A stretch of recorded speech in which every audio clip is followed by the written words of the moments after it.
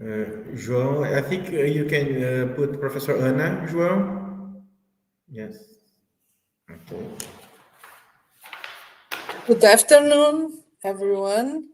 It is a great pleasure to welcome you to this session of the Global Dialogues for a Shared Future, jointly organized by the City Living Lab of the University of Caxias do Sul and the World Capital Institute.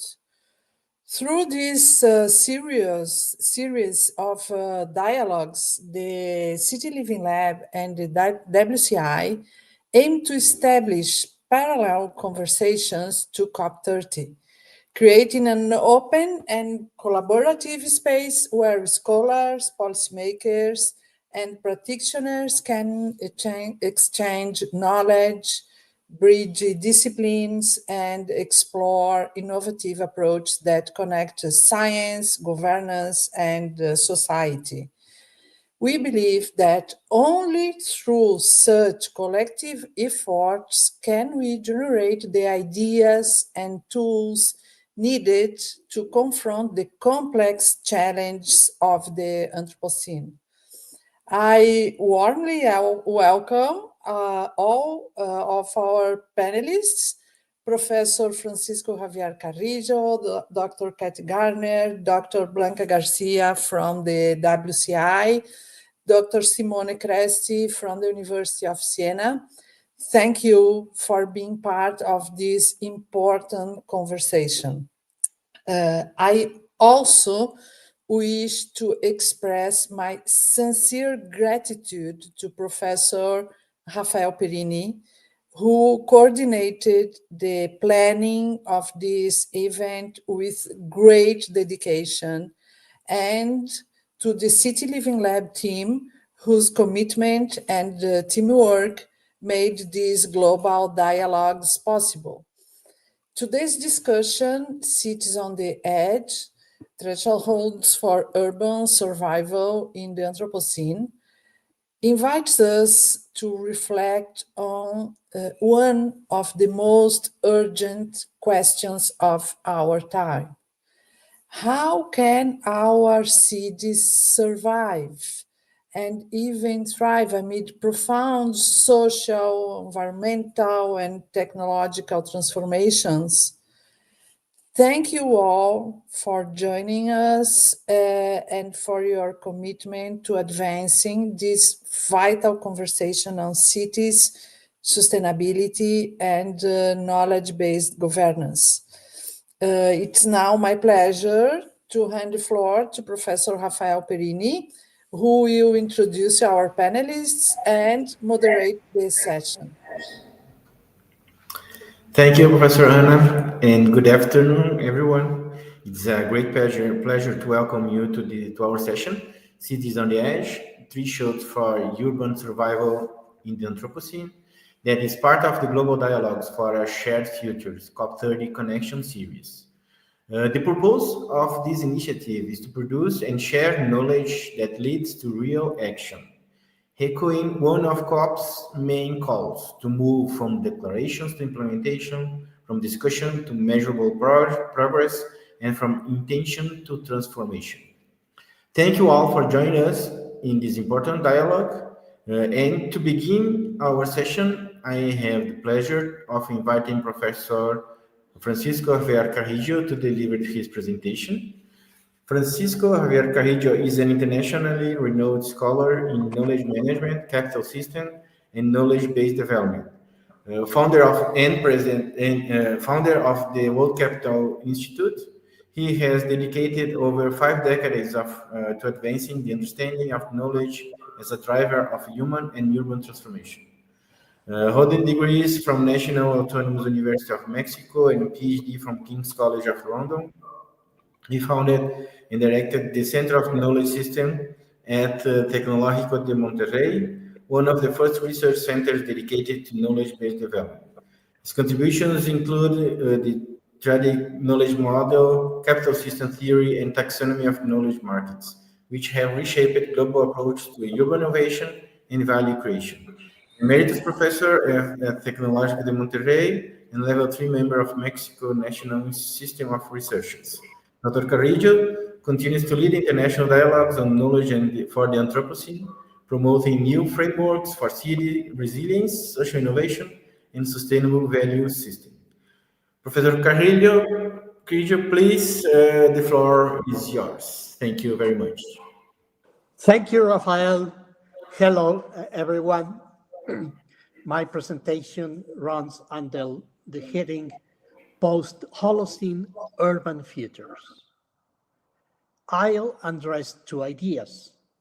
First, that our window to prevent the worst climate scenarios is rapidly closing. Second, that this may condemn world cities to mass graves of failed human civilization. The full text with references will be published on the same channels announcing this event. Part 1. If what we want is a climate catastrophe, we are right on track. For years, at our annual KCWS conference, I warned of the climate emergency with an "it is getting late." Now, we must acknowledge we might already be late.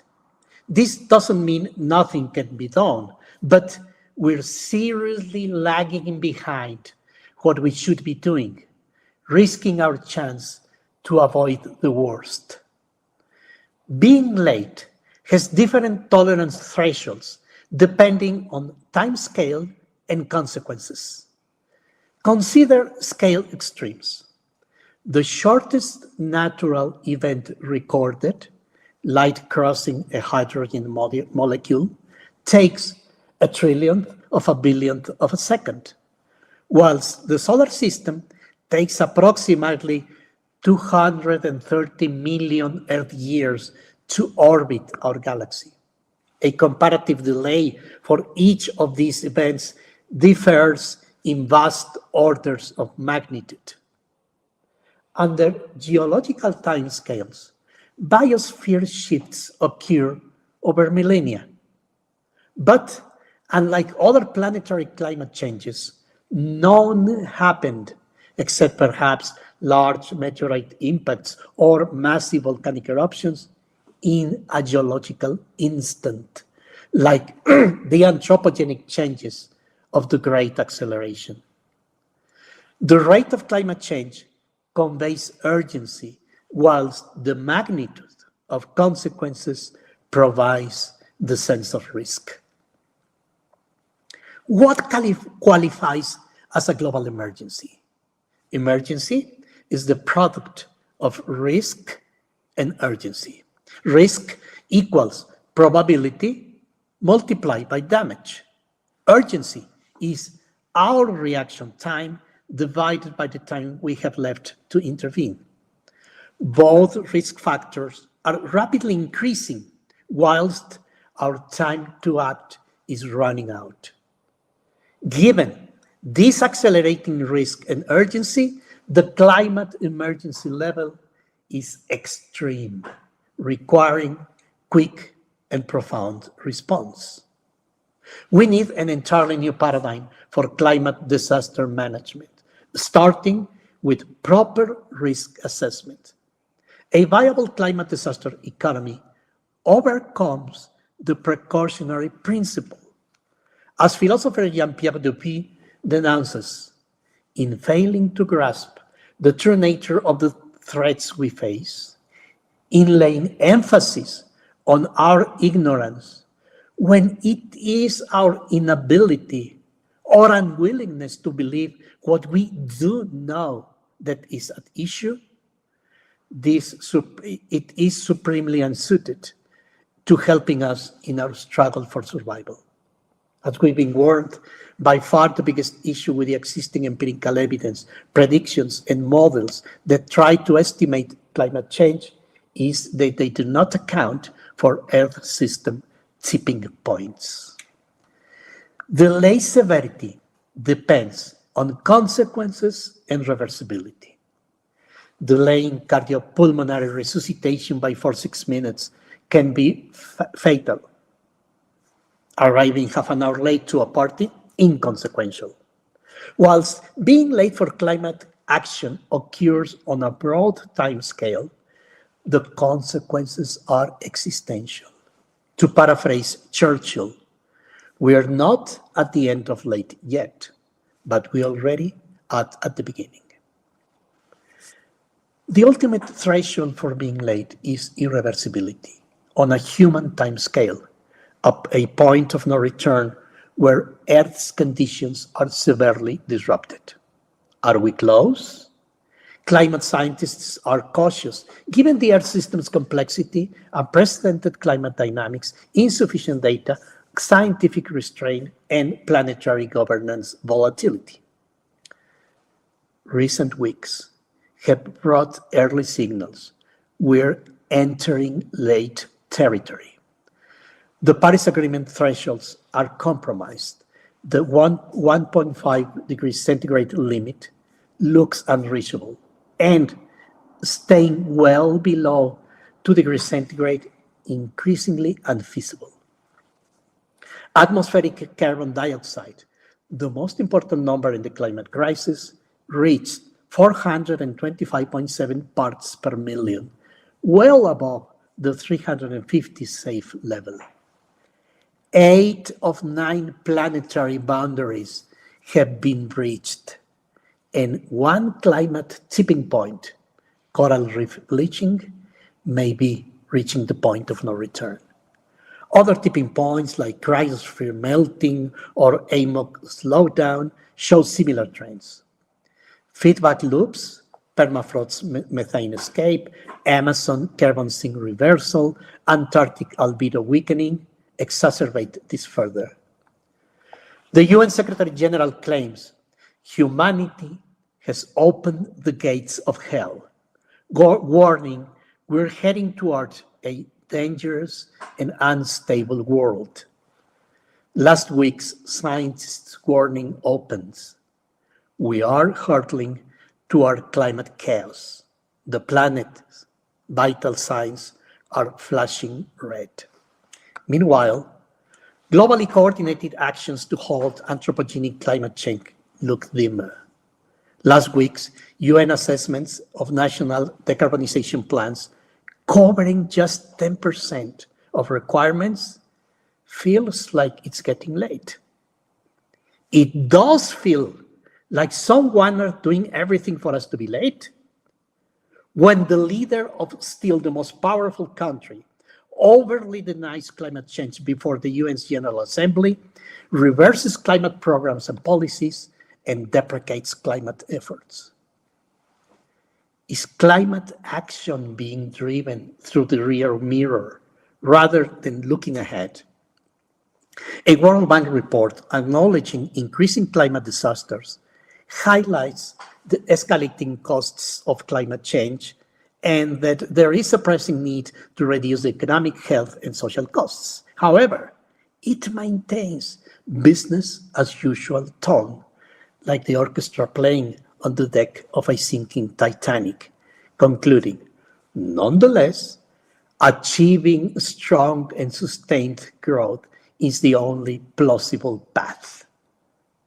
Climate mitigation and adaptation policies remain predicated on growth generation, ignoring coupling between growth and climate change, even disregarding economic consequences of worsening scenarios.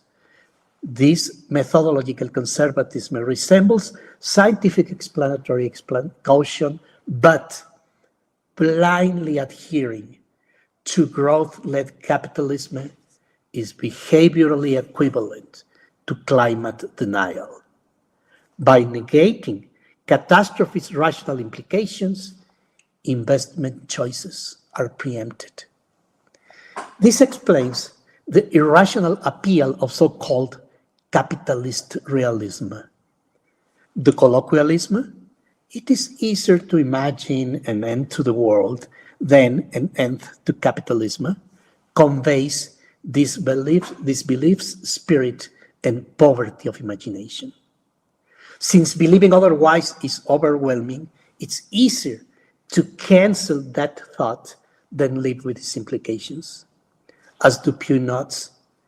If capitalism's end were predicted and it's the misdated, the prophecy would immediately be falsified, because denying the possibility of indefinite existence would trigger catastrophe at the time of prediction, not at the predicted time. The most attractive alternative is acting as though capitalism is immortal. Nancy Fraser argues that tackling the climate emergency requires dismantling core features of the economic system, the military forces and property forms, the pernicious ontology of value, and the relentless dynamic of accumulation, all of which work together to drive global warming. She emphasizes that trans-environmental conditions, colonialism, imperialism, sexism, racism, must be tackled concurrently. Another flawed assumption is that after catastrophe, things shall return to normal. The emergency management literature reveals the assumption that local government processes will resume as normal once residents and infrastructure are back. Shifting from prediction to risk assessment is urgent. Predictions extrapolate historical data, what is likely, whilst risk assessments identify worst-case impacts, then weigh probability, what we must prevent. Explanatory science avoids false positives. Risk managers avoid false negatives, underestimating dire risks. Unlike other hazards, climate risks continue increasing until root causes are addressed. Limited climate science impact on policymaking stems from assessing explanatory knowledge rather than harnessing knowledge for political action. We cannot wait to fully understand before engaging in necessary transformations, knowing risk and urgency increase daily. Even in Michael Mann's restrained account of the likely 3 degrees centigrade scenario by century's end, threats are clear. Quote, "At that level of warming, we can expect a lot of suffering, species extinction, loss of life, destabilization of societal infrastructure, chaos, and conflict, and perhaps to our fragile moment," as he refers to the Holocene. With political unleashing of fossil fuel extraction in US, Russia, and Arab petrostates, our fragile moment might end. Second part, cities as Holocene cities are Holocene creatures, and the Holocene is drawing to a close. The Anthropocene epoch is primarily defined by urbanization, with cities now housing 3/4 of the global population. Urban centers appear during the Holocene climatic optimum, creating a crucial interface between emerging civilizations and the biosphere. Dominant development policies have triggered a systemic civilizational crisis. The Global Commission on Adaptation notes that climate change intensifies urban challenges as higher temperatures, urban heat islands, and air pollution affect public health. The World Health Organization reports that 3.6 billion people live in climate-vulnerable regions, yet adaptability efforts remain inadequate. Critics highlight the IPCC AR6 report's limited analysis of the urban carbon emissions nexus. Urban sustainability emphasizes ecological or economic aspects over social justice. Urban centers are complex interconnected systems where local disruptions can trigger catastrophic cascading effects.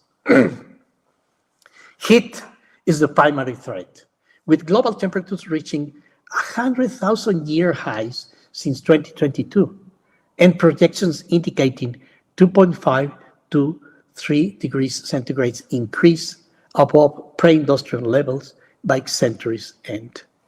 The recent 2025 Lancet Countdown on Health and Climate Change reports a 63% increase in heat-related deaths since the 1990s, reaching an estimated 546,000 yearly deaths on average in 2012 through 2021.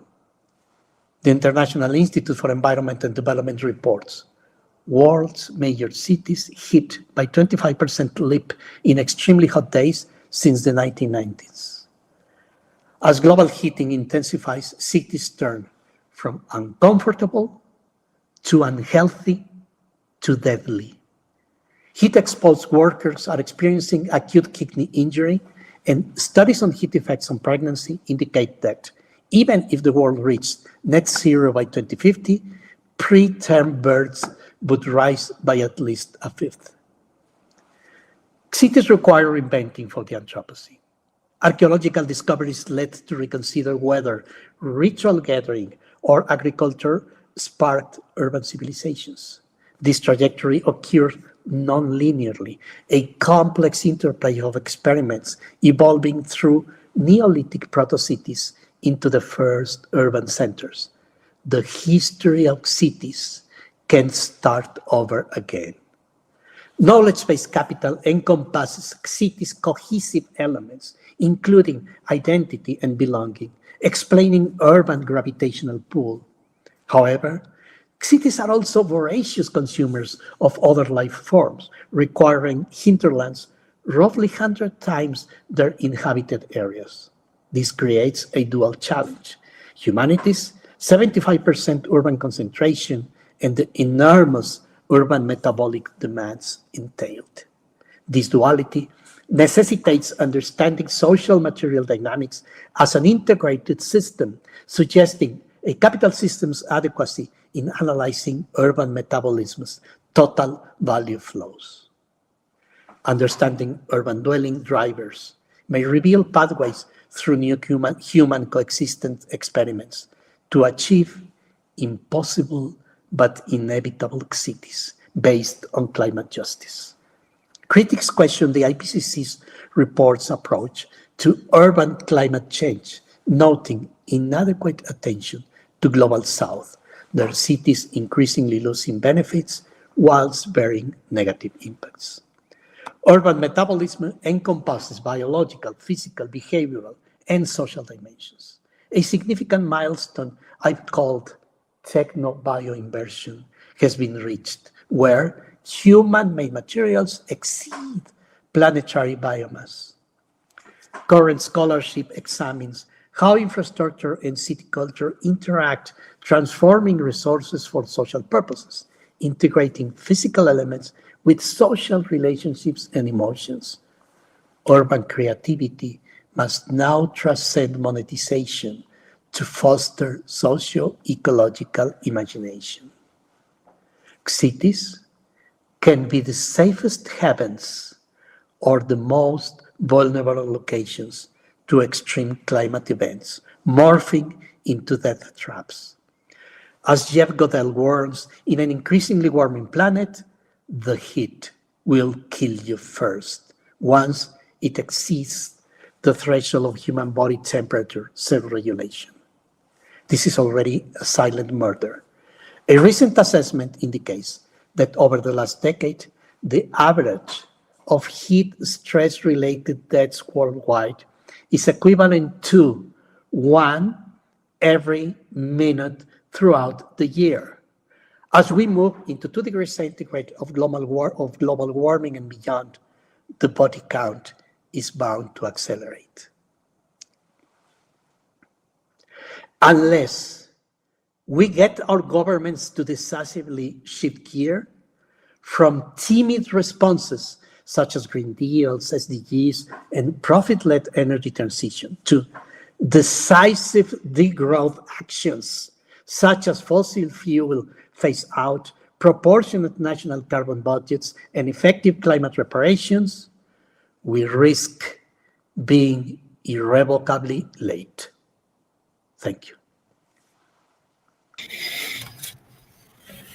Thank you very much, Professor Carrillo, for your always insightful presentation and inspiring reflections on this post-Holocene urban futures. And now, continuing our discussion, it's my pleasure to invite Dr. Kathy Gardner from Lancaster University, United Kingdom, who will share her perspectives on strategies for the climate crisis and city adaptations. Thank you, Professor Kathy, and the floor is yours. Thank you.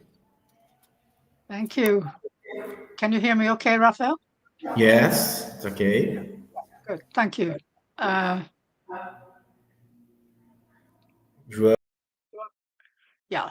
Oh, well, thank you very much. And this, I think that we've many of us been reading the same books, so I may repeat some of the things which Javier mentioned earlier today, but I'm going to talk about city adaptations. But before I talk about that, I just want to mention that cities have a responsibility also for production of greenhouse gases, etc. So I want to just distinguish between the mitigation and adaptation. And frequently these terms are used interchangeably and confusingly. So for mitigation is the city's aim to address its causes and contributions of climate change, and it is estimated that cities already produce 70% of greenhouse gases, despite only using 2% of the land area on our planet. Adaptation, which is my focus today really, is about addressing those impacts of a changing climate by trying to build resilience to minimize the effects of that change on cities and their populations. Next slide, please. There can be little doubt that climate change is here now. It is already causing massive destruction. If we look at what happened in Jamaica, Hurricane Melissa was one of the most powerful landfalling hurricanes ever recorded. Scientists say that Category 5, which was Melissa's level, that landfall is 4 times more likely in 2025 climate compared to pre-industrial baselines. But it's not just tropical storms that we're facing. 2024 was the most extreme year for forest fires on record. A recent report indicates that over 13 million hectares, an area the size of Greece, was burnt, exposing over 10 million people to fires and risks. It also fires in California, South America, Africa. The problem is that this is circular and cumulative because those fires also contributed to 10% above average of CO2 emissions. Since 2000, disasters have increased by 134%. This costs the world in the region of nearly $400 billion US. And by 2050, this is estimated to rise to more like 450 billion, to say nothing of the sad increase in deaths. Ask the people of Jamaica whether it's real, and those in Black River, and they'll tell you climate change affects cities drastically. Thank you. Next slide, please. In 2021, Javier Carrillo and I edited a book, and this brought an important level of thinking together from across the world, actually. And as been said, half the world's population will live in cities by 2030. And by 2050, the estimates are that it might be as high as 70%. So it's important that we understand how we prepare for the climate crisis. And importantly, urban growth will be primarily in Africa and Asia, with the share rising of total urban population in those areas from 12% currently to 22%. Rather than, I beg your pardon, to reduce the risks and build resilience in storms such as Melissa, it is vital that we understand the context in which those cities are built and what they are saying. And this book, with 28 chapters and 50 authors from around the world, addresses this contextual variability and the range of situations and actions that cities can take in places facing this crisis. The next slide, please. So what are the key effects of climate change? We've heard already about increased deaths, but it's not just about fires and floods. Importantly, we also heard about heat stress. This has a massive impact on people's health and indeed can cause death. The droughts are causing food insecurity around the world. They are increasing the spread of diseases and reducing the availability of clean water and viable sanitation. Ask the people that living in Tehran, the capital of Iran at the moment, who are currently facing an absolute shortage of drinking water for 9 million people. The range of factors which climate change affects creates a vicious circle of impacts, circular and cumulative, increasing the need to adapt while at the same time, in many ways, decreasing our ability to do so. And as we've heard, climate change interacts with other risk drivers, stimulating conflicts, pandemics, and resulting in rising poverty, inequality, and prompting population migration, creating factors that can stress social cohesion in the world. Already we are seeing this in the UK. Next slide, please. Adaptation is absolutely essential, but global spend on adaptation stands at 21% of the total spend related to climate change. The Climate Adaptation Finance Report indicated that around 80% is spent on mitigation. Overall climate finance surged to over 1.3 trillion annually in 2022, from an average in 659 billion in 2019-20, I apologize. But the increase in climate adaptation finance has been relatively modest, only increasing by 28% year on year. And yet the need to adapt is urgent.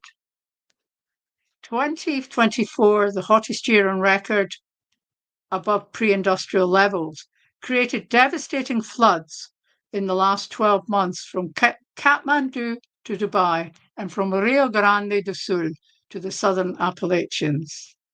Climate change contributed to at least 3,700 deaths, it is estimated in this report, displacing millions across the 26 weather events included in the studies.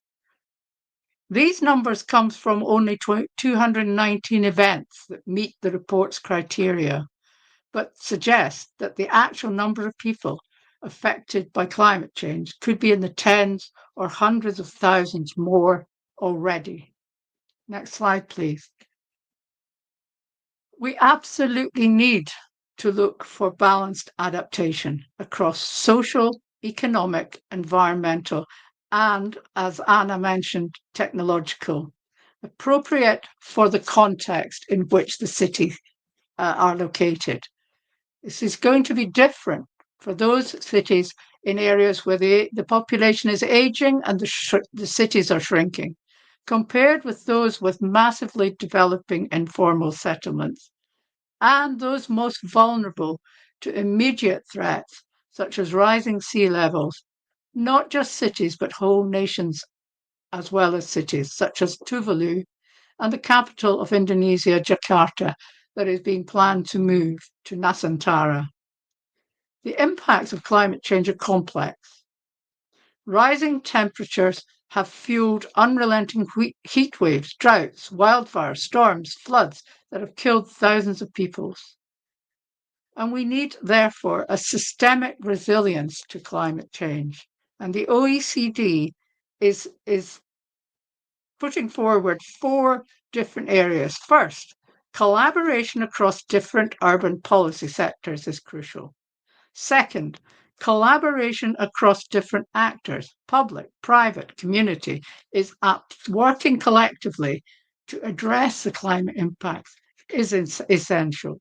Third, cities must understand how climate shocks interact with existing vulnerabilities and implement sufficient adaptation and resilience policies.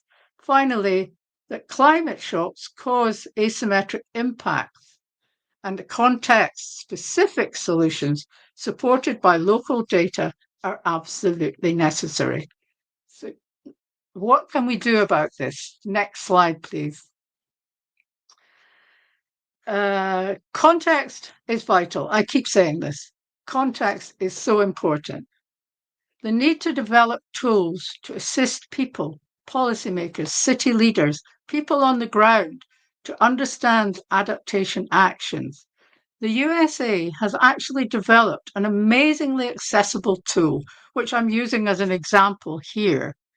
And it has got over nearly 400 case study examples available.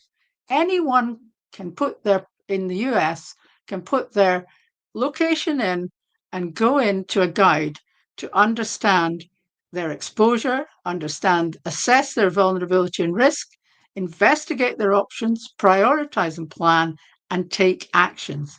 Examples in this tool include cities all the way from Oklahoma to Denver and everywhere in between, including Alaskan Native villages, the Navajo Nation, the Hopi tribe, Hawaii, Puerto Rico, and a particular focus on Alaska. A worthwhile tool to really look at. It's very, very accessible and very well structured. Next slide, please. Other tools can help us. I don't know how many people have heard of a digital twin, but a digital twin is a linked virtual model of a physical object, like a city. By connecting the real-time data of the physical object or process to its digital representation, using mathematical models, yes, AI, and a pattern recognition to faithfully recreate its sibling, the digital twin can come to life. Using technology which smart cities have used for a while, Internet of Things, can enable the twin to access live data and can provide immediate feedback and use to test solutions to issues.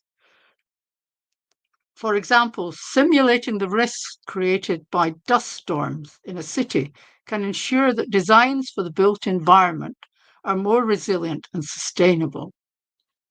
Through this virtual representation of the real world, brings these issues to life for those who have a stake in the city. In this way, a digital twin can not only enable better policymaking and service improvements, but present an opportunity for public sector organizations to show that they are responsive and agile and can maximize the impact and value to communities. Just this morning, I attended a short digital twin conference and watched how AI is being used and AI agents are being created to translate between the complex data on the one hand and the ability to do specific tasks on the other. It's an early stage, it was a startup, but I was very impressed by the way that they were able to actually bring this to mind and reduce the costs of monitoring on a digital twin by 50%. Less time, saving money, saving costs, and hopefully saving lives. Thank you. Next slide, please. Adaptation is absolutely urgent, but it cannot always be totally preventative. A friend of mine lives in Barbados, and she has told me recently that in the last time they suffered a hurricane, and they were terrified about they were going to be in line for the one that hit Jamaica, that it was not the hurricane that was the problem, but the tornadoes generated unexpectedly from the hurricane that destroyed her house and half the village she was living in. The effects of climate change are multidimensional, interrelated, which requires very different responsibilities to come together. And as we're beginning to hear, the climate crisis is a global health crisis. We need to break down the silos between the thinking in different policy areas. For example, in November 2023 in Rio de Janeiro, temperatures were 107 degrees Fahrenheit, 42 degrees centigrade. Rio was hosting a Taylor Swift concert. Regrettably, a fan died from heat exhaustion. Rio then had protocols for floods and heavy rains, but not for excess heat. For the first time arising from this tragedy, policymakers, climate scientists, healthcare leaders came together to create a new agency, a central hub for health and climate surveillance. Local knowledge and experience are essential, and the UK Wellcome Trust estimates that just under 2 degrees of the annual number of heat-related deaths will increase by 370%, not even to mention the spread of new diseases. Climate change is real. Cities can play a marvelous role in addressing the tragedy that we are facing. Despite what some people may say, I will not give out the initials. Next slide, please. There is no planet B, as my colleague from the University of Lancaster says, and the richest in the planet know it. From our book, we were able to tell that the rich are carving their own bunkers to protect themselves, with Mark Zuckerberg in Hawaii, Peter Thiel in New Zealand. Oh yes, and Elon Musk is going to Mars. Thank you very much for your attention. Thank you. Thank you very much, Professor Kathy, for your thoughtful and inspiring presentation.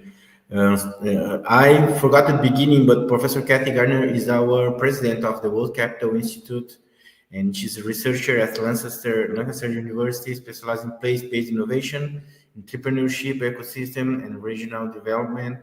She holds a PhD in Lancaster University and has extensive experience in linking academy, public policy, and industry to promote inclusive and sustainable innovation. So thank you very, very much, Professor Kathy, for your presentation. And now, to continue our session, I'm pleased to invite Mr. Simone Cresti from the Santa Chiara Lab at University of Siena, Italy, who will speak about political transitions for sustainable futures, governance, and the global food challenge. Thank you. And Professor Simone is project manager at Santa Chiara Labs, University of Siena in Italy, and network manager of SDSN Mediterranean, promoting research and collaboration on 2030 Agenda for Sustainable Development. With over a decade of experience, he coordinates international projects, bringing academy, policy, and private sector. Thank you very much, Professor, and the floor is yours. Thank you. Thank you very much, Rafael, for this invitation. I would like to bring my warm thanks also to the University of Caxias do Sul colleagues that I've been in contact in recent times.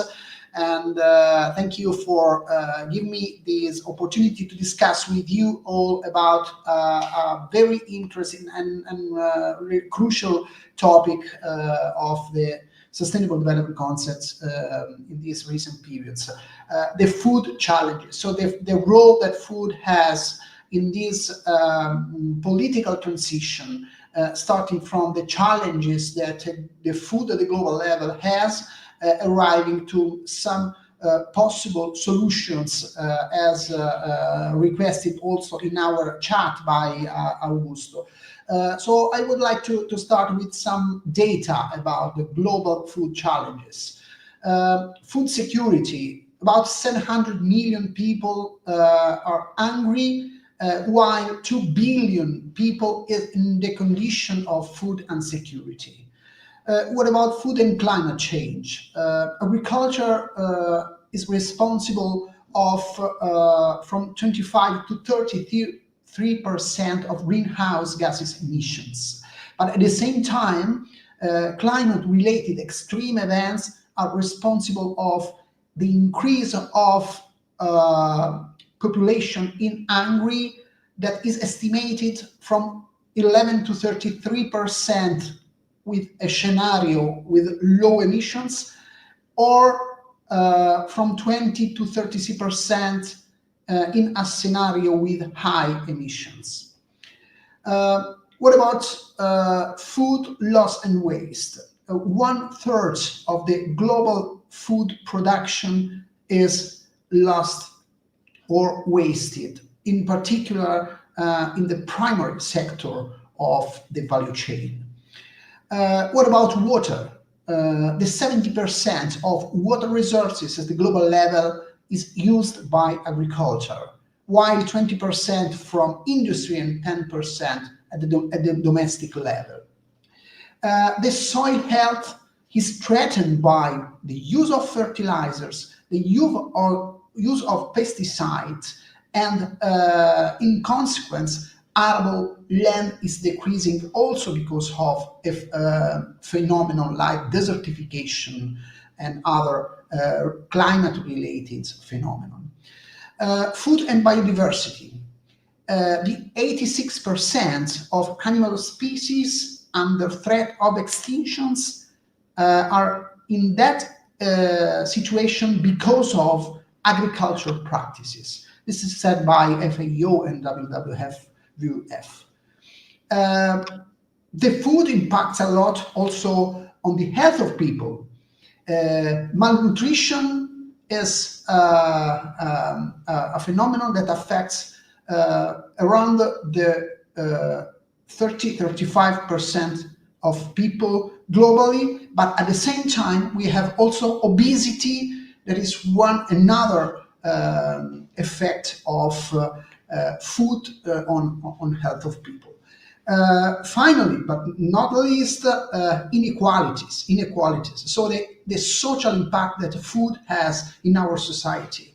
Small farmers, for example, have a very, very small income in respect of workers and managers of big companies in the food sector. So there are only a part of the food of the challenges that food sector is facing in this period of transitions. Of course, the food is one sector that is expected to interact with the global trend at the global level. Population is growing to 9.7 billion of people projected for the 2050 data from the United Nations. Almost all this growth comes from developing countries. Related to the growth of population, the food demand is rising. The projections say that 50 or 60% of food demand is rising by 2050. This food demand is in the majority represented by protein consumption. So higher income and urbanization drive increased demand of meat, fish, and dairy. And another effect related to those is the prices. So higher demand and resource constraints, two effects that drive prices increase and volatility. But we have to come to the urban areas situation, because food pictures at the global level reflect somehow the situation in the urban areas. 70% of global population has been already said by professors that spoke before me. 7% of global population live in cities by 2050. So the urban consumers favor convenience in prices, processed foods, and ready-to-eat foods. Those are the new tendencies of food's demand in urban areas. Therefore, there is also a demand for urban farming, like vertical agriculture and shorter supply chains.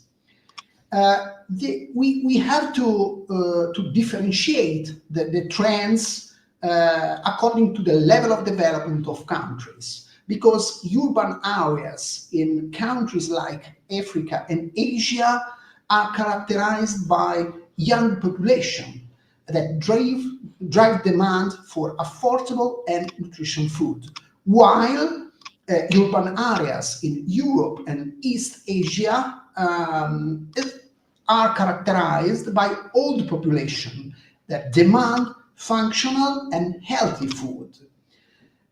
Moreover, another characteristics of urban area is the household structure change, because smaller families and single person homes drive consumption pattern in smaller portions and more convenient packages. Therefore, which is the discussion about those changes in food consumption patterns in urban areas. First of all, we record a need of more local and more urban tailored food policies. It is not anymore useful to have large-scale food policies, because things appear to be different region by region, according to different needs and different challenges of different regions. And they appear to be different also within a region if you deal with a very urbanized center or a countryside. Therefore, there is the need of adapting such policies, and in particular food policies, to the new needs of the new configuration of the urban areas. We have experienced it, that we have a sort of ineffectiveness of the top-down approach in local policies. And this includes also the ineffectiveness of the top-down approach in local food policies. We record the need of the engagement of people, the engagement of civil society, but also the engagement of private sector in proposing and in adopting the new regulation, new policies for transforming food model of urban areas in more sustainable urban areas models. And I come to the final part of my intervention, which is one possible solutions beyond all those already listed by Professor Carrillo and Professor Gardner that preceded me in the discussion. the solution that I propose is to implement in urban areas, in cities, the new configuration of relationship between the research and the general public, the region and the private, the research and the private sector, which is this new configuration is the living lab. The living lab is the new dimension of interaction between research and public research and people research and all the stakeholders of a single sector. The characteristics, the main characteristics of living lab is the co-creation approach. Therefore, we have to transform the typical top-down process in which research brings its results, its innovation to the society, to the external part of the university and the research centers, in a new paradigm in which people is included in the discussion of research for solving a problem since the beginning of the research. And the living labs are such structure where with different stakeholder systems, stakeholder engagement approach and systems, people, policymakers, private sector, companies, yes, the economic sector and finance sector are all together in the same table to shape the new paradigm, the new policy, the new solution for tackling the big challenges of food insecurity, of food unsustainability in the urban areas and in the big cities. That will be the future of our society. I am available for implementing this discussion also beyond this appointment. And I leave the floor again to Rafael and to the next colleague for the discussion. Thank you again for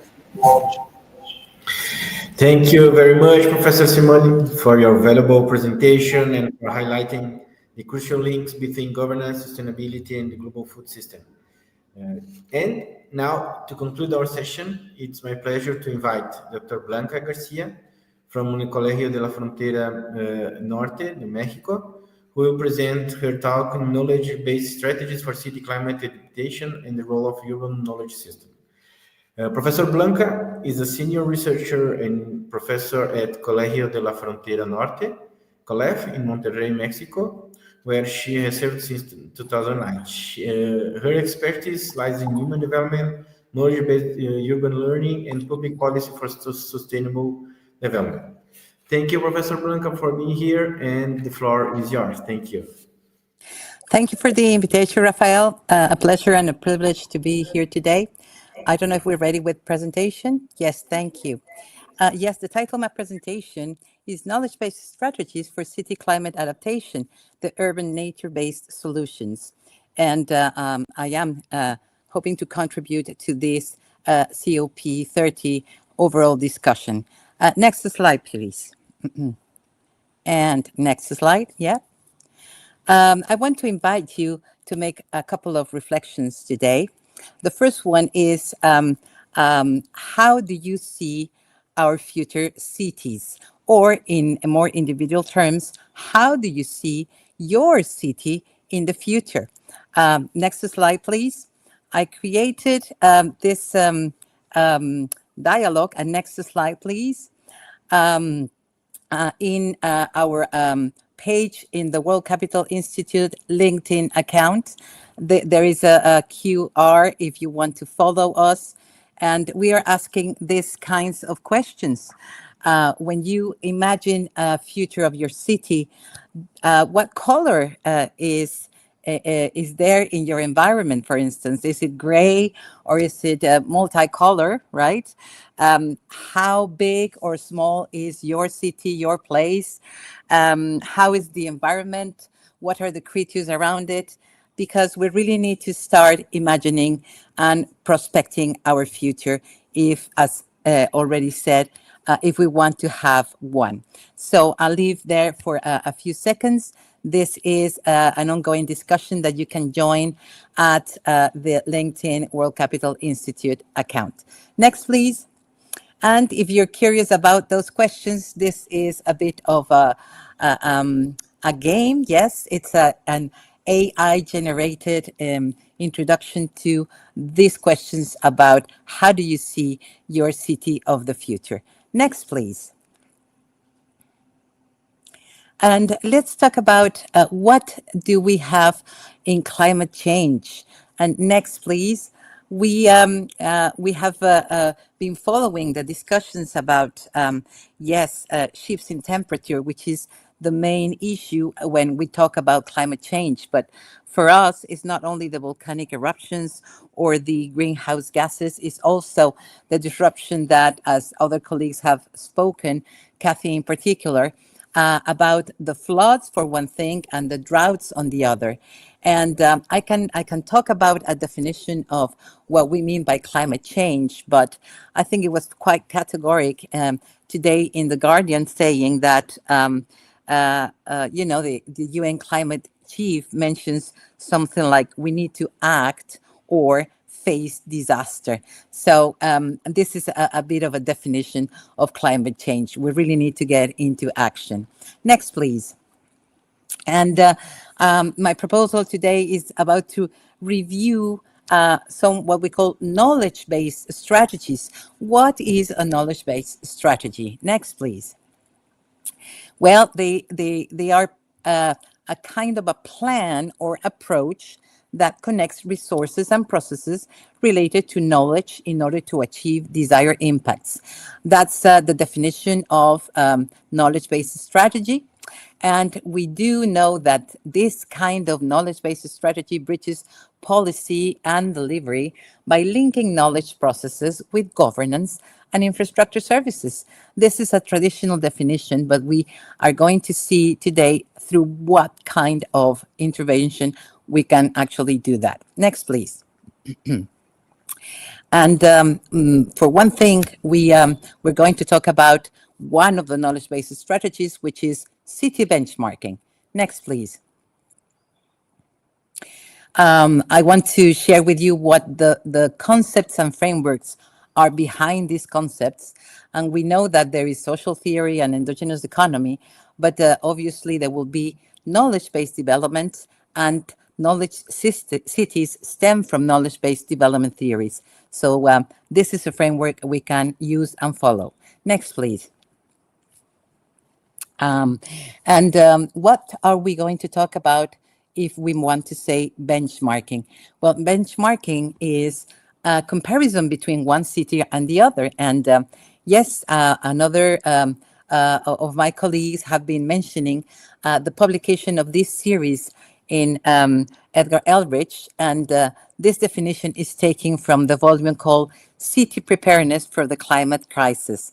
We were already visualizing this in 2001, and this is why we are sharing with you today about this benchmarking strategy that was about having a diagnosis of every of the known city capitals, which is basically called the City International Consultation, known as the MAXI Awards. And this allowed us for a number of years to research on how cities are coping with not only the climate change, but other sudden changes in their daily basis. So the MAXI Awards are an offspring of the World Capital Institute, and it is a benchmarking exercise at international level. Next, please. This is an image of where the MAXI Awards are. And next, please. We had this initiative starting in 2007, and it ran from 2007 to 2019. I am sharing here two images, one from Bento Gonçalves near Caxias do Sul, which were not only participants but hosts of some of the World Capital Institute events. And the other one is from my own city where I live right now, which is Monterrey in Mexico. Next, please. Another knowledge-based strategy will be called capacity development. Next, please. And I would like to talk about first the concepts. Yes, there is development theory and knowledge-based development involved, but there also there's a theory of capacity development, and it involves different types of capacity training, and we call it that citizen science. Those principles are participation, social participation, and other notions of it. Next, please. And this is where we do not only capacity development, but in fact, it is recommended to combine it with capacity building. And these are the principles that define what do we do in terms of climate change awareness and other topics. Next, please. And I want to share with you today that in that sense, for capacity building, my institutional home, El Colegio de la Frontera Norte, created a graduate degree in integrated water management, which is basically capacity building for water managers of all sorts and ways. We had from economists to lawyers to engineers to chemical engineers, civil engineers, and we have had already 7 generations of integrated water management building capacities in this program, and this is what's ongoing still in my home institution. Next, please. Another strategy would be how do you do city climate adaptation? Like my colleagues, we are going to talk about what adaptation means. And next, please, we have used adaptation as one synonym of, in the next slide, please, what we call basically resilience, right? And the theories behind also social theory, but interaction theory and relational sociology. And the analysis, we do it as field, social space, and network analysis. Next, please.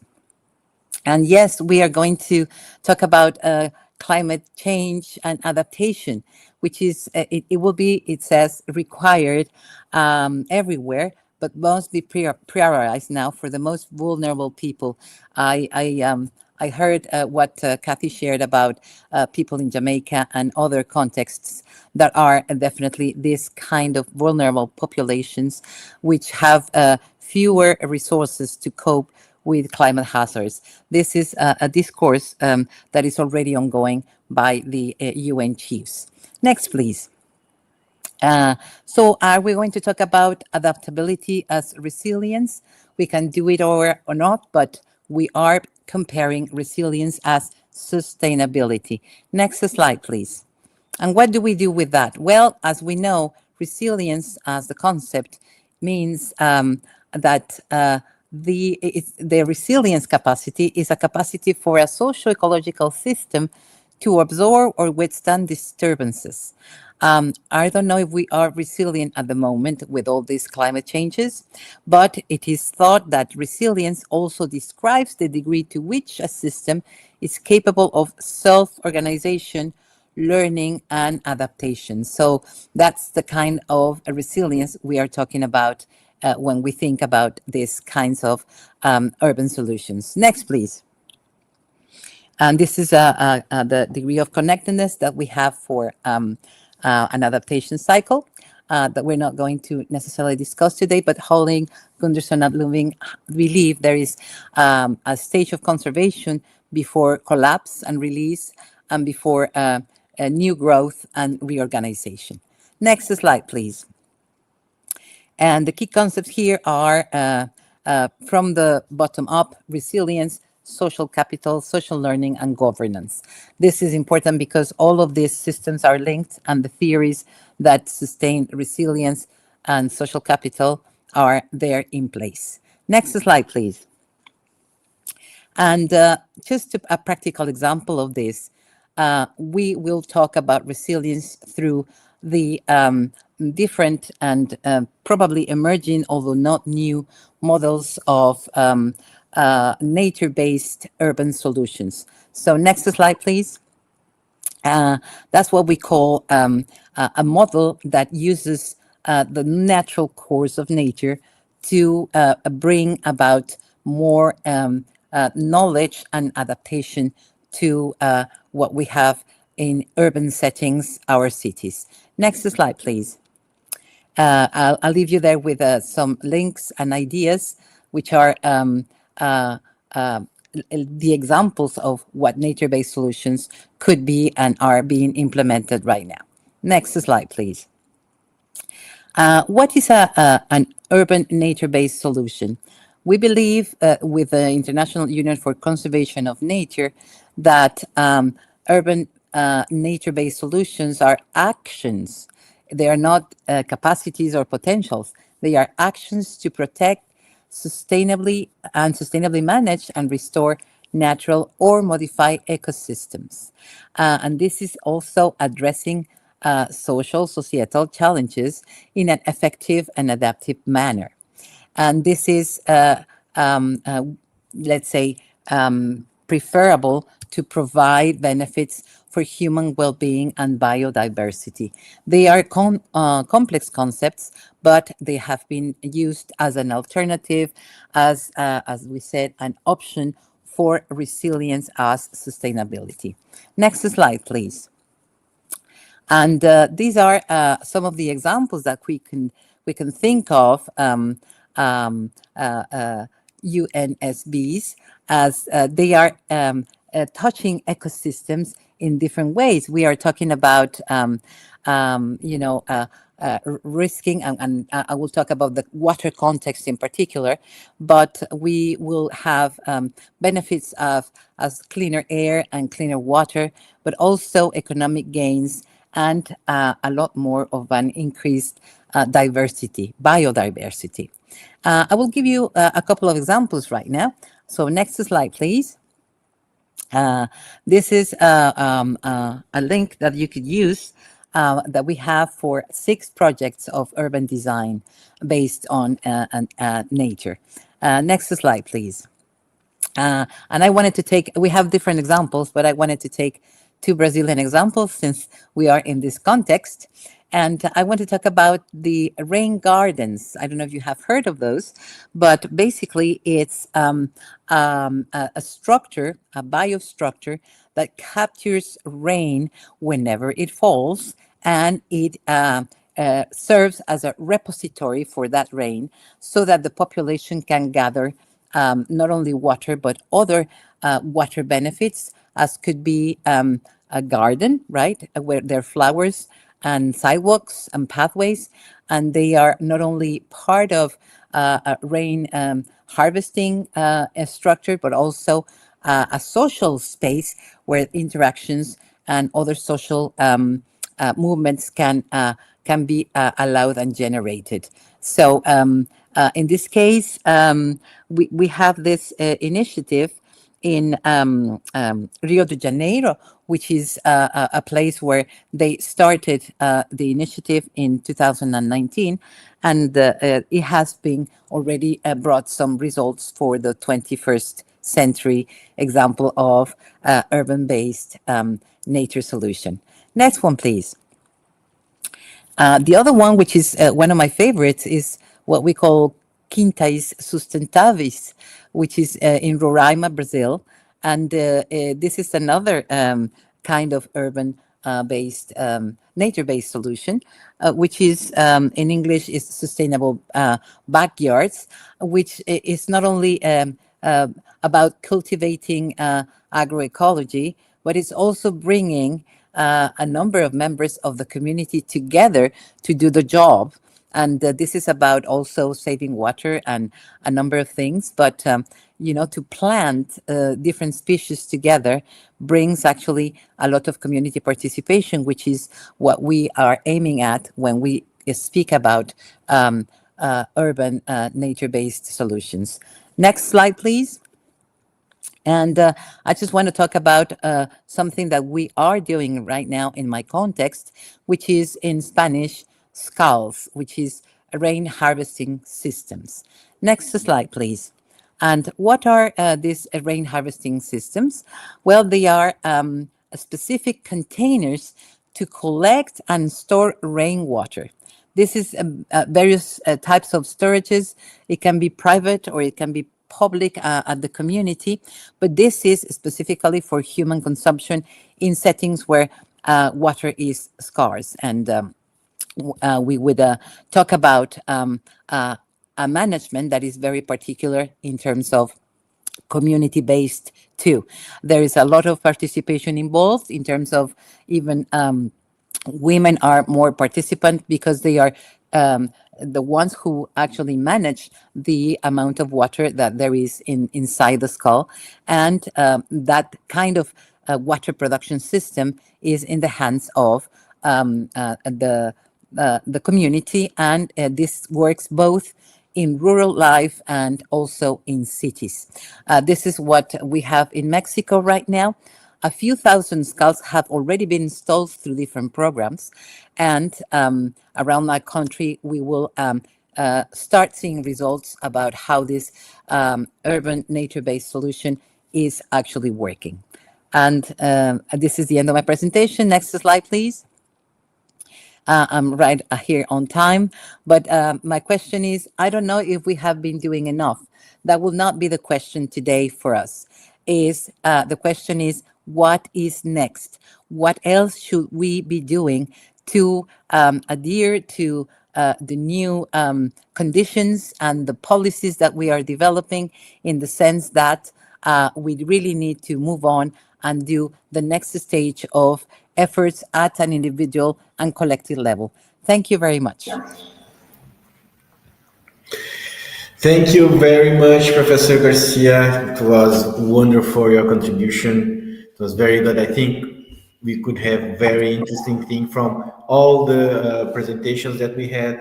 Thank you very much for all of you, our discussion, our speakers, Professor Carrillo, Kathy, Simone, Professor Blanca. Thank you for your valuable and inspiring contributions. We have just heard 4 complementary perspectives that bring together knowledge, governance, innovation, human development, and all essential to rethinking the role of cities in the face of climate crisis. At this point, I'd like to open the floor for questions and comments from our audience. I don't know if somebody has something to say from YouTube. I'm here watching, but I have, while we wait, maybe if somebody wants to talk, I want to share with you something, and when I ask you, as long as we are talking about, we are in the middle of COP30 in Brazil, just yesterday we started, and also, so how do you see, and what are your expectations for the outcomes of this conference? How are your countries envisioning the future after COP30? Especially considering that, as I don't know if you read the letters from presidency of COP, we have 10 letters already, and they strongly emphasized action. So what do you see, and how do you feel this COP can contribute to all these subjects that you are talking about and we are dealing? So maybe 5 minutes each one to see your opinion from the countries that you live. What are you seeing there, and what are your expectations related to this event that's happening here in Brazil? We can start with the same role from the presentations, okay? Professor Javier, please. Thank you, and thank you to all my colleagues. It's been very illuminating to hear you all. And in reply to your question, which is the most relevant one, and it's one that I think that is with us all these days and all through the year, what these COP expectations are. And in my personal assessment, I regard the COP conference not as an entity. So it's in itself is not something that is accountable per se. Of course, there are overall outcomes that can be balanced, but I see it more as an arena where different drivers and forces converge and fight and balance each other. And so in this regard, I see this COP30 outcomes as balancing two former results. One is a positive one and one is a negative one. I would expect that the negative one would be diminished, and I would expect that the positive one would be increased. So these are very, very concrete aspects of overall global policy regarding climate change. The one that I would like to be contained, and I think that Brazil is a great opportunity, and I think that is a big expectation worldwide, is that over recent conferences, we got some background noise. Someone is typing. Yeah. So it's the one thing that I would like to be contained is the huge pressure and presence from petrostate, oil companies, and all of the fossil fuels industry and power, including, of course, the recent policies from countries such as the United States, Russia, and some Arab countries, in the sense of countering any effort to restrain fossil fuel extraction, production, and so forth. So I think that one that strongly advanced, that was a retrogression in past conferences, I would expect that one to be halted and that advances are made in this regard. Secondly, on the positive side, the one where kind of as a concession, progress was made recently in recent conferences is the very important aspect of climate justice reparations, which basically means, as it has been mentioned in our discussion, in our presentations, that the most vulnerable countries, the least capitalized ones, are the ones that had contributed the least to global warming, but are the ones that are experiencing the worst effects. So this line of action, this line of international coordination moves in the way of reversing and balancing this most unjust condition, and so committing most capitalized countries to revert resources that actually came from poorer countries in order to balance the overall situations. Because, and I finish with this, we must really overcome the notion in COPs that we are fighting for national interests. The only interest that is relevant at COPs is the global humanities-wide interest. Thank you.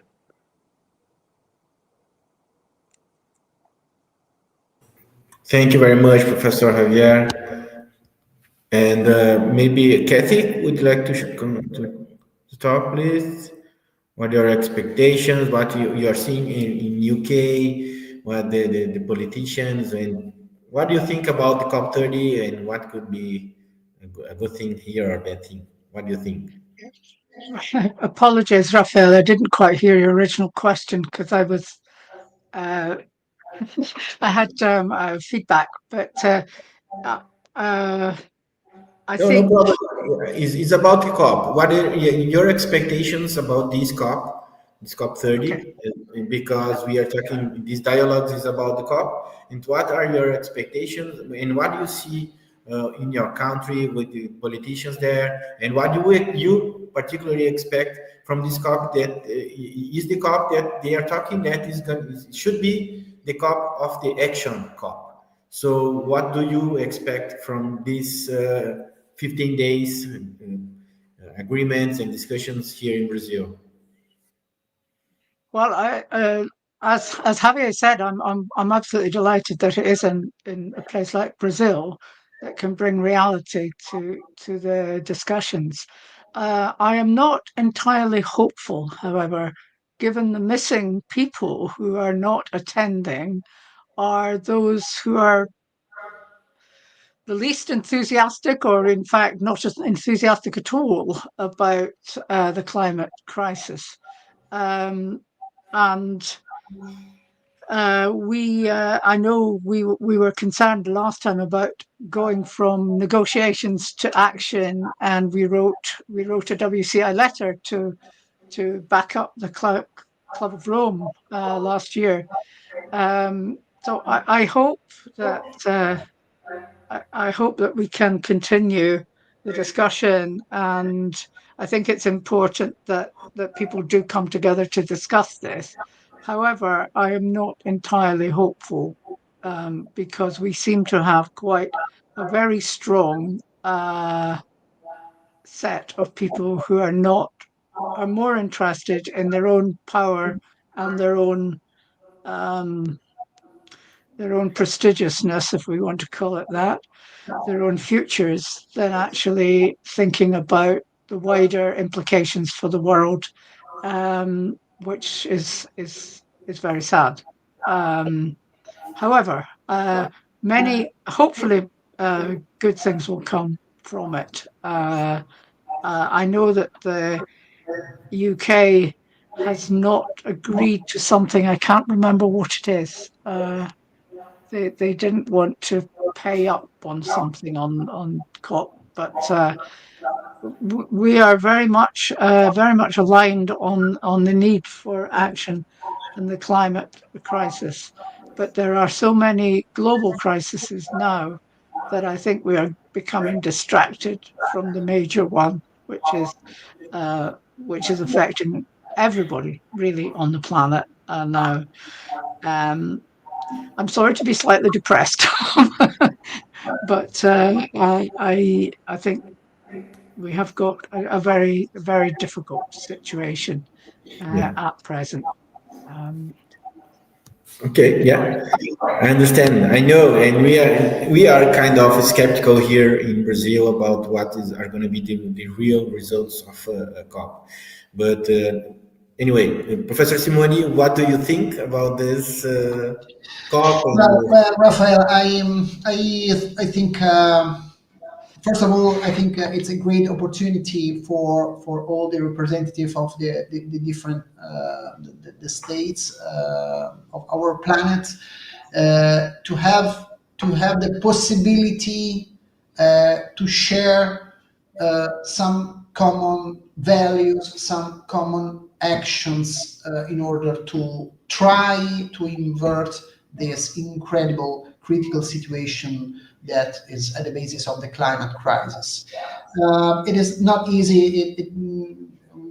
Professor Carrillo said at the beginning that the climate Paris Agreement is not yet going in the hoped direction, and this is why probably politicians, when they sit in such environment, they bring at home not a discourse based on scientific evidences, but a political discourse in order to get attention from their constituencies, in order to have political power in their country, in order to win elections. I don't think this is a common value for the people, and is a benefit for the planet. So I hope that politicians start to bring some points, relevant points, with which to build consensus from the large spectrum of political parties in their own country. This is my hope. The second point, I think this is a great opportunity, even if it's not an issue which is related to the COP, climate COP, to discuss about this global crisis like the Russia-Ukraine crisis and the conflict and the Israeli and Palestine conflict.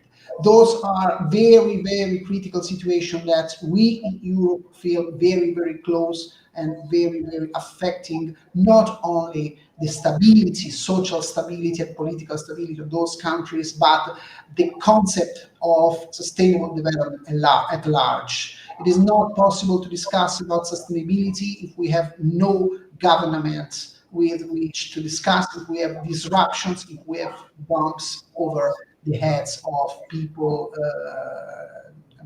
and children and everything. So those are the 2 points that I think and I hope that politicians that are taking part of the COP in this period take the opportunity to discuss and to bring at home some projecting ideas and purposes. Okay, thank you very much, Professor. And Blanca, what do you think? I think you have to open your mic. Okay. Okay, now it's okay. Is it okay? Yes. Okay, thank you. I would say, Raphael, I am an incurable optimist, but your question is bringing us to reality, right? And as Kathy said, I am not very optimistic on what my nation, my country is doing about, for instance, the conservation of the environment. We have about 30% of our land in not only bad conditions, but really the no returning point of conservation. So if we talk about water, we have what we call sacrificed areas, which is dead zones where contamination of water is practically irreversible, and etc.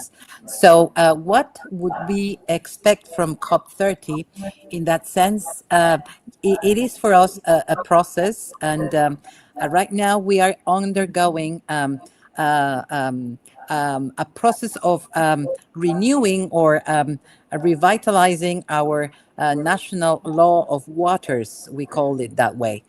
And I am sure, yes, the COP30 will have an impact in what we will be accepting or not.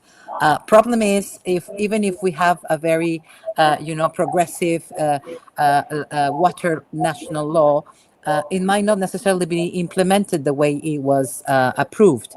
So that is another problem, because we go from the law and the theory into action, and that is again quite a challenge for us. But that will be one thing. Another aspect that I could raise, because as you know, I am very near the border to the States, right? We are about 3 hours from the border in Monterrey, and it is about not only the climate change or a water crisis, is about our regional treaty that we have from 1944, which is an agreement that we made with the United States to share the water from what we call the Rio Grande or Rio Bravo, depending on which side of the border you are, right? For us is El Rio Bravo, and because it goes up and down, we end up sharing not only the border, but the water of that and other rivers. And right now there is a crisis because apparently we haven't been able to, sort of speak, pay the water we needed to give to the States. And that brings, as you would imagine, an international discussion and crisis. So, and this is because we believe that that treaty, the 1944 treaty, should be renegotiated in the sense that climate change has totally disrupted the sources of water that could lead us to a peaceful exchange of water amounts.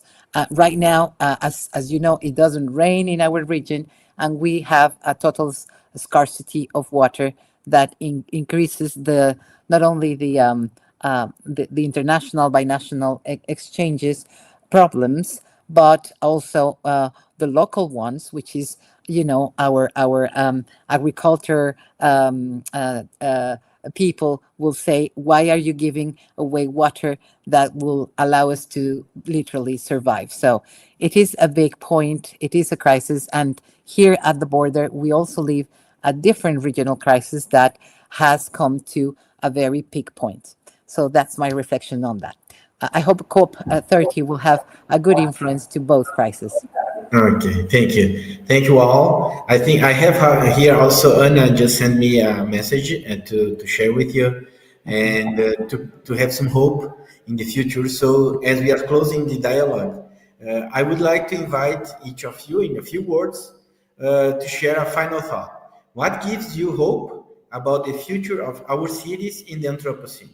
Where do you see the most meaningful opportunities for transformation emerging? Right. In a few words, maybe we can start with Professor Javier, please.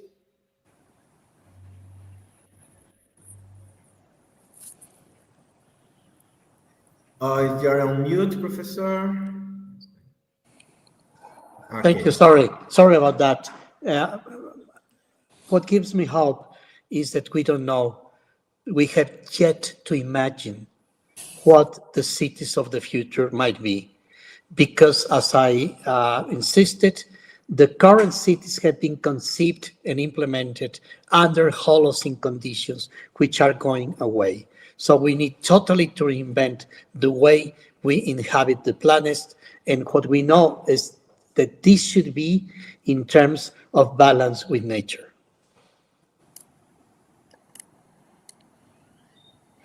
Thank you, Professor. Kathy? Well, I do get hope from cities because it brings people together and there's an opportunity to actually be able to act. I was encouraged. I said I was at a digital twins discussion this morning, and I was amazed at what they're actually trying to do. This is the Digital Twin UK initiative, and I go into their half-hour talks every week.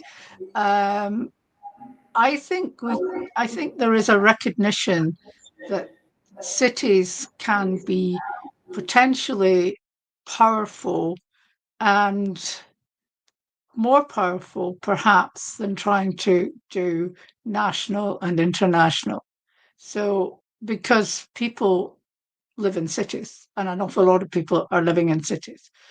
So I've got a little bit of hope that if we can address the risks that the cities face, I'm absolutely astounded that Tehran has 9 days left of water for 9 million people. And I don't know what they're doing about it. I have no idea what they can do about it. But many cities are taking action. But again, the challenge will be the growth in Asia and Africa and the informality of many parts that will be developed because of the crisis, the wider crisis that these places are facing.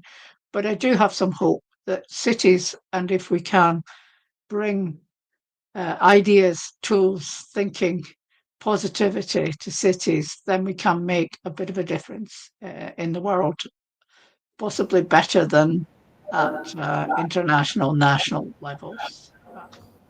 Okay. That's my hope. Yeah. Thank you very much, Kathy. And Professor Simone, please. Yes, thank you for this question, Rafael. I rely very much on youngest generation. I find that they will be able, I trust that they will be able to bring a sort of cultural revolution and take the lead for speeding up this speed transformation towards a new model of development in our planets. They are able to do that they have the capacity, they have more awareness in respect of us and the past generations of which are the challenges and which are the difficulties. But I think that they have in their hands also the tools, the innovation, the ideas, the new approach, and that could give them the opportunity to reach the goals that we have not been able to reach since now. Thank you. Thank you very much, Professor Simone. Blanca? Okay, Can you go hear ahead. me? Yes, okay. Thank you. I would like to mention that, yes, maybe it's not, as Ana Cristina says, for our cities in the Anthropocene, but in the post-Anthropocene, which is already amongst us, right? And I do have also some hope, because it's not only that we're dealing about cities, but we are dealing about adaptation and resilience. That's why I'm into that topic. I believe that if we build some capacities for resilience, maybe not necessarily our generation, but newer generations will actually grasp what it is needed for resilience building. As I witness the programs I've been mentioning and the contact with newer generations, I have observed the way they choose their diet more on the vegetarian side than what our generations used to have for nature based solutions. I have witnessed people who actually recycle garbage and save water and go on a bicycle instead of a car. So that might be grassroots communities, but I think it's a trend already in place. And as our colleagues say, I think there is some hope in the sense that there are some changes already going. And it is our job to encourage that and to maybe join them, for instance, in going on trips on a river and have this biodiversity inventories that they do and walk a lot along them, and maybe be a companion to some of their initiatives. Here at a local level, we have the restoration of the Santa Catarina River, which is really triggering a lot of social involvement and participation. And that gives us, like we say, a glimpse of hope for good change. Okay, thank you. And thank you all once again for your participation and for the inspiring discussion during today's session. And the quality of this presentation and the depth of the debates have been truly remarkable. This experience has been so positive and enriching that we intend to continue organizing similar events in the near future. We are pleased to invite you to our next two sessions, which will take place on November 11th and then on November 25th. Our goal is to make this a recurring event, creating ongoing space for exchange and collaboration among institutions and researchers engaged in urban resilience, sustainability, and innovation. Thank you very much for all of you. Thank you for WCI, for Siena University, from Colegio de la Frontera, for Javier, Simone, Blanca, Katie. Thank you very much for your participation here, and hope to see you. Thank you, Raphael. Thank you, everyone. Thank you. Thank you, Raphael. Thank you, Rafael. And Abraços. Obrigada. Okay, thank you. Yes. Bye-bye. Bye-bye. See you.